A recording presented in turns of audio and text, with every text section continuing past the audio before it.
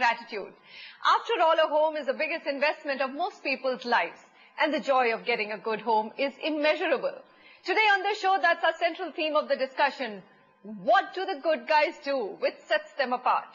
So that's what we're going to do with a panel of developers who, according to our report card of timely delivery, have topped the list. And also on our panel, well-known architects and consultants on how some of them in the industry are able to get it right. With me today, Chetan R. Shah, VC, Marathon Group. Also Kalhan Mattu, Director, Planet 3 Studios, Architecture. Here with me in the Delhi studio, Vineet Relia, Managing Director, SARE Homes. Sachin Sandhir, Managing Director, RICS South Asia. And also joining me, Anshuman Magazine, CMD, CBRE South Asia. Gentlemen, thank you very much for joining me. I think we are constantly being told that over 600 shows and almost over 2.5 years of doing the property show that we've bashed developers at least 500 times. Well, it's time to actually acknowledge the good work done as well. Execution delays, we know, can't be completely eliminated. There are multiple factors ranging from approval delays to labor issues. But there are developers who, with their expertise, have managed to bring these delays down considerably. So, let's give you the track record of the best developers, because last week and the week before you did get the track record of the worst as well. But we are going to balance it out and tell you who are the good ones. Now, let's start with National Capital Region, which Pan-India has the worst record of delivery. Let's look at the best ones now, because you need to know their names as well. SARE Homes tops the list there. IDEO Management, 3C Group, Vatika Group, Mahagun Group, Gorsons India, and Paras Buildtech. These developers are the ones who have, with minor delays, and when we say minor delays, it's 12 to 14 months. The business is a long gestation one. It's dependent, as we said, on approval, so that's something which is acceptable and all right. Developers with a steady track record in the Mumbai market, and they are actually ranked in terms of certain parameters by Prop Equity Research. Those three group tops the list, MMR. Marathon Realty follows very, very closely. Kalpatru comes next, Sangvi Group, Ravi Developers, and Ekta World. So that's the list for Mumbai region. Also Bangalore, a market which actually has a long list of developers. It was tougher to call out the top ones there.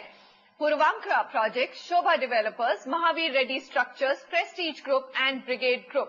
So a lot of the names very familiar. New players obviously recognizing the need to deliver in time and deliver quality. So let's divide our discussion in a couple of parts, but the biggest one, timely delivery. What does it take? Let me start with Vineet Relia here. Vineet, top the NCR chart, but that's also because there's no legacy. You knew all that was wrong in the India market. So, you know, you came with a lot of learnings, isn't it? Yeah, that's right. In fact, when we started, we first thought, let's sit and analyze what was going wrong according to us. And some of the key parameters which came out, like we said, first thing, we've seen a lot of developers, you know, focusing on insourcing. They would do everything in-house, from even the construction practices to design, detailing, design. So we said, no, we're going to follow, we want to build a scalable business. The first rule is we'll outsource everything. Right. Now that leads to my second point, where, you know, we have the advantage of riding on a lot of external expertise, because you know, you could be actually riding on n number of consultants across geographies, across nations, and you could pull in the resource you want at any point in time.